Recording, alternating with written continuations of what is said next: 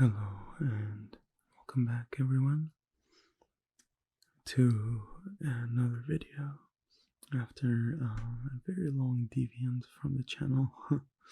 Hopefully back and comfortable and hopefully get more videos out. But today, of course, another creepypasta. We're gonna do a short one. We're gonna read Darkness in the Rear View Mirror. And that right there is the boat of the night, because I only can record this at night, and it's really loving me today. But anyway, as I said, we're gonna read Darkness in the Rearview Mirror.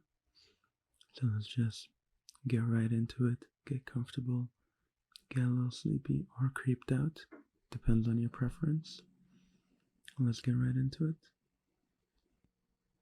In the summer of 2013, I found myself driving home alone on Highway 902 from a party. It was almost midnight, and needless to say, it was pitch black. As was usual at night, I was on edge.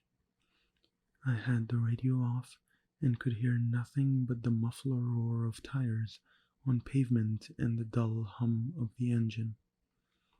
I stole a glance into the middle rearview mirror and saw nothing but the darkness through the back window. I know that I looked backward and saw nothing. I'm sure of it. Just the seemingly endless blackness of the night. I remember it so clearly because not 10 seconds later, a car passed me to the left. Headlights on. I had one of these sudden adrenaline rushes, like when you think you see a person outside your bedroom window when it's just a tree, or when you stare awake at night with the feeling of falling. 10 seconds earlier, nothing had been behind me. Suddenly, a car. I drove the rest of the way home, shivering and knowing something was off. The next morning, I found 2 sets of scratches near the back of my van. One was on the left rear, and one was on the right. The car was pretty old. They could have been there for months. But that was the first time that I distinctly remembered seeing them. In hindsight, there are 2 possibilities for what happened that night. Possibility 1. By some glitch in reality or something paranormal, this other car had somehow appeared behind me within 10 seconds of me checking my mirror, like some weird ghost crap or something. However, the second option is what makes my blood run cold whenever I consider it. It didn't even occur to me until months after the fact, but it makes me dread driving alone at night even more. Possibility 2. The car was normal. It had approached me from the rear and passed me to my left. However, something large and wide and as black as the night had been clinging to the rear of my car, obscuring my view throughout the window and leaving deep scratches on the sides. And I had inadvertently driven it home with me. Okay, well, that was actually a shorter story than I expected, so let's go ahead and just read another one, because why not, right?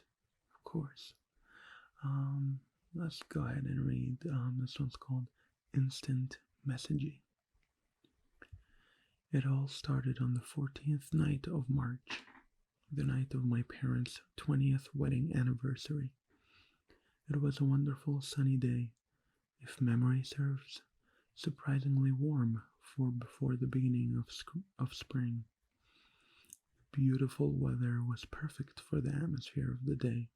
Being married for 20 years is obviously a momentous occasion, so my parents had booked a table at our favorite Italian restaurant.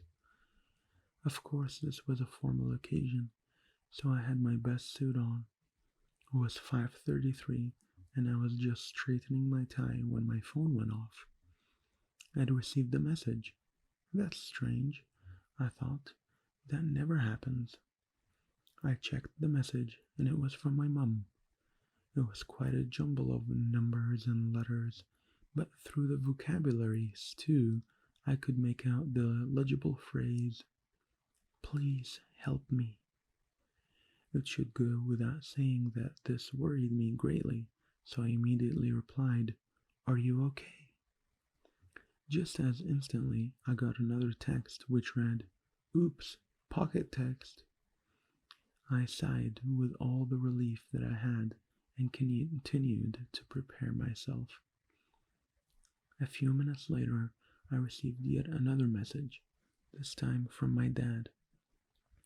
I checked the text, and once again, it was a massive mixture of letters and numbers, with the phrase, "Please help me," concealed within.